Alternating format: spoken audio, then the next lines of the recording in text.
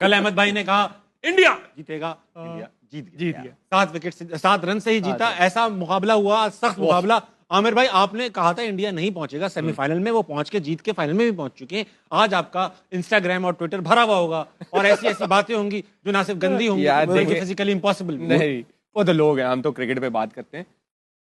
Cricket बहुत अच्छी हुई आपने देखा, और आज इंडिया कंप्लीट क्रिकेट खेला। बाकी इनके सारे मैच देख लें, ऐसी पूरे टूर्नामेंट वो क्रिकेट नहीं खेला, राइट। वो अच्छी क्रिकेट खेले और जितना उनको क्रेडिट बनता है कम है। लेकिन आई थिंक मैंने प्रेडिक्ट अच्छी की थी टीम की। इंग्लैंड अब कैच तो मेरे हाथ में तो नहीं है ना कि कैच छोड़ दो। अब एक इनफॉर्म बैट्समैन का कैच छोड़ेंगे जब वो 15 पे खेल रहे हैं, उसने 35 बॉलों पे 90 कर दिए, तो फिर यही डिफरेंस पड़ता है ना। और आप देख ले, आप 7 रन से हारे हैं। तो इंग्लैंड की एक तो फील्डिंग, मुझे लगता है दोनों टीमों में, अगर मैं ओवरऑल बात करूं, दोनों टीमों में जो डिफरेंस था, बॉलिंग दोनों की गंदी हुई है अपार्ट फ्रॉम बुमराह। वो तो आपने कल कहा था।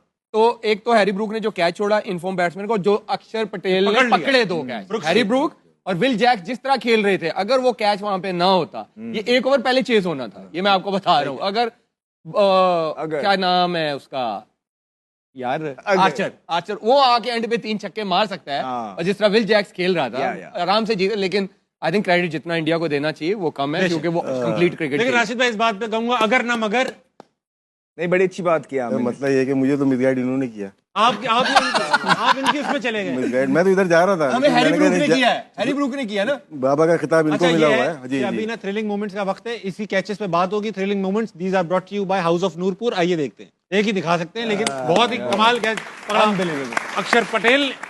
राशिद भाई, what went wrong with England जब सिर्फ 7 रन से हारे? संजू जिस तरह से बैटिंग की है ना, वो कंप्यूटर पे बैटिंग कर रहा था ऐसे। स्पिनर हो, पेसर हो, उतने मोमेंटम इतना तेज कर दिया ना, जो आमिर ने बताया कैच छूटने के बाद। और जोफ्रा आर्चर ने दिल खोल के खाई है मार, बहुत पिटा भाई। इस मैच में डिफरेंस जो था, बैटिंग का भी ठीक था, डेथ ओवर किसके अच्छे थे। अर्शदीप और बुमराह ने गेम को 17-18 बल्कि 16-17-18 ओवर लास्ट मैच में भी खींच के वापस लेके आए। लेकिन संजू विकेट कीपिंग भी खामोशी से करके चला गया, पता भी नहीं चला। इतना जबरदस्त कंपोज प्लेयर, इतना काम, बैटिंग, पूरी बैटिंग का मोमेंटम जो बनाया, वो बनाया सेमीफाइनल और फाइनल का।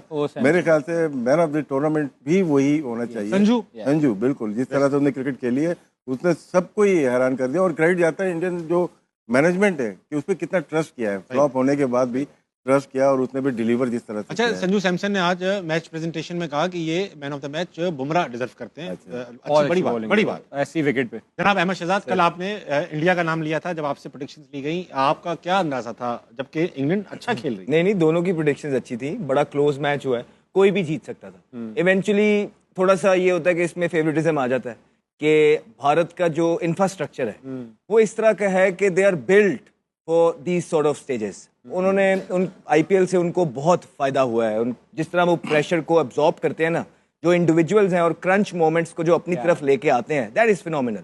200 पे खेल रहे थे, जोफ्रा आर्चर का ओवर था, उनको पता है कि विकेट अच्छी है, इंग्लैंड की बड़ी बैटिंग लाइन है, वो 250 तक जाना था, उन्होंने पूरा प्लान था। और उसके बाद जो सारी, तो संजू की भी बात कर दी, फिनोमिनल प्लेयर है, बहुत जबरदस्त क्रिकेट खेल रहा है, बड़े मैचेस के अंदर परफॉर्मेंस कर रहा है, बहुत अच्छे।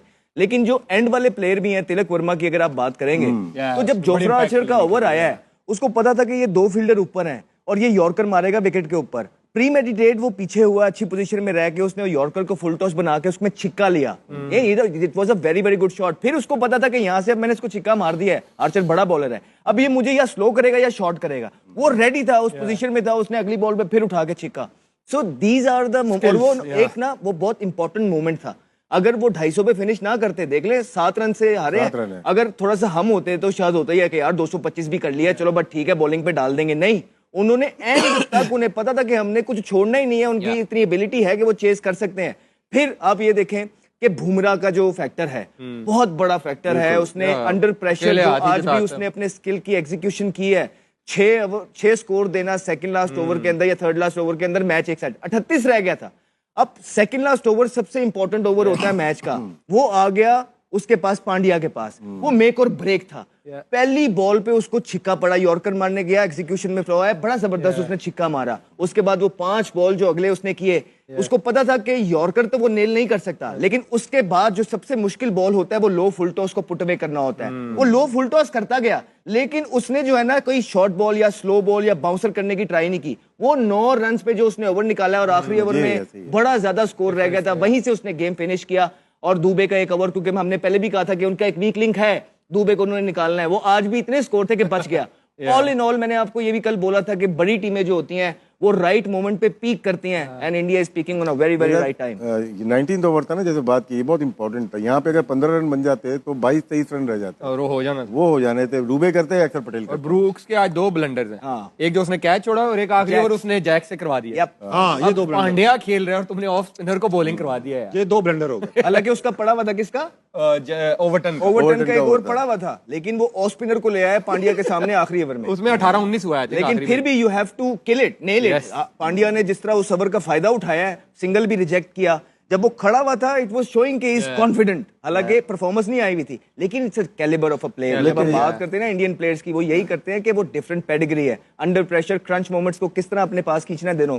लेकिन इंग्लैंड ने बड़ा मुकाबला किया। बैथल ने जिस तरह से बैटिंग की, सिंगल हैंडेडली पूरा सबको लेके चला था हाथ में। अगर सैम करन थोड़ा सा साथ दे देता, थोड़ा सा, तो ये लेके भी जा सकते। आउटस्टैंडिंग बैटिंग, बहुत कड़क सेमीफाइनल हुआ, जैसा बनता था। लास्ट टाइम के सेमीफाइनल की तरह नहीं हुआ, न्यूजीलैंड साउथ अफ्रीका वाले में वन साइडेड। काबिश भाई, बेथल ये जो है, ये क्या टैलेंटेड प्लेयर है हमें यार। इसकी काउंटी में परफॉर्मेंस यू नो, आप देखो तो सही कि वो किस कैलिबर का मिडिल ऑर्डर है, राइट। एंड तक इतने बड़े चेज में हमें ये नहीं पता था कि कौन सी टीम जीत रही है। वो तो पांड्या का जब ओवर उसने अच्छा निकाल दिया, सेकंड लाइस, तो हमें हो गया कि हाँ यार अब आखिरी ओवर में इतना स्कोर नहीं होगा। ये सिलेक्शन कमेटी का क्रेडिट जाता है उनका। विदाउट 100 फर्स्ट क्लास के इनको इंटरनेशनल क्रिकेट में लाए। अभी सिडनी में 100 किया इन्होंने, फिर आज भी 100 किया।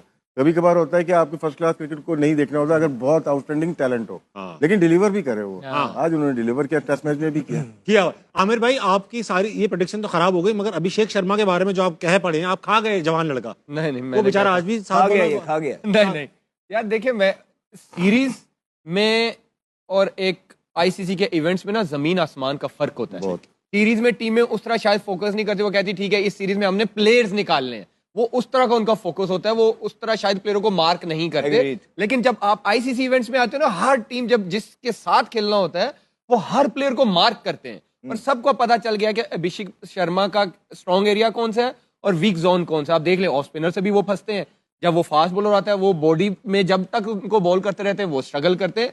तो इंटरनेशनल क्रिकेट में बड़े इवेंट्स में परफॉर्मेंस करने के लिए ना आपको बड़ा, आपकी टेक्निकल, आपको मेंटली बड़ा स्ट्रांग होना पड़ता है। आप सैमसन क्यों कर रहे हैं संजू जो है, क्योंकि आप उसका बैकग्राउंड तो देखें ना, पहले उसकी टेक्निक देखें, फिर उसका फर्स्ट क्लास का करियर देखें, फिर उसका आईपीएल का करियर देखें, वो हर तरफ खेलता है। अब जो वन डायमेंशनल प्लेयर है, मैंने स्टार्टिंग में भी कहा था, T20 में अब नहीं चलता। तो आपको हर तरफ, आप बैथल की इनिंग्स देख ले, स्पिनर आ रहा है उसको भी रिवर्स मारा, उसने पहली 2 बॉलों पे 2 छक्के, वरुण चक्रवर्ती तीसरी रिवर्स स्वीप पे उसने छक्का मार दिया। फिन भी पकड़ा जाएगा मुझे लगता है। फिन खेलता है हर तरफ, नहीं, लेकिन हर तरफ तो शॉट मारता है, हर तरफ 1-2 शॉटों पे। अब आपको वन डायमेंशनल प्लेयर जो है ना वो नहीं चल सकते क्रिकेट में, अब आपको हर तरफ खेलना पड़ता है। 360 प्लेयर्स आपको चाहिए, वो चाहिए। तो रास्ता सलमान अली आगा ने दिखाया सबसे पहले ऑफ स्पिन। अच्छा, वो मार्करम ने आउट किया एज अ बैटर। सॉरी, बोलो। नहीं, मैंने कहा मार्करम ने भी आउट किया, आज भी विल जैक ने आउट किया, फिर नीदरलैंड वाले ने ऑफ स्पिनर ने दत्त ने आउट किया था। अच्छा आमिर भाई, ये बताओ, आपने सैम करन को T20 का मायानास प्लेयर घोषित किया था, डिक्लेयर किया था जब स्टार्ट हो रहे थे। आपने कहा था बॉलर भी आज 53 रन खाए 0 विकेट पे, और आज तो हरवाया तो सब नहीं है, 36 तो बुमराह ने भी खाए हैं। विकेट भी ऐसा था, आर्चर जैसा बंदा 60 खा गया, 65 खा गया। आदिल रशीद जो one of the best spinner, उसको 42 हुआ। सैम करन की अगर आप ओवरऑल परफॉर्मेंसेस देखें, जहां भी वो जाता है वो परफॉर्म करता है। ये कोई तुक्के से नहीं होता, वो जिस लीग में खेलता है परफॉर्म करता है। इंग्लैंड से खेल रहा है, परफॉर्म कर रहा है, तो प्लेयर तो वो है। आज नंबर नीचे हो गया था थोड़ा सा।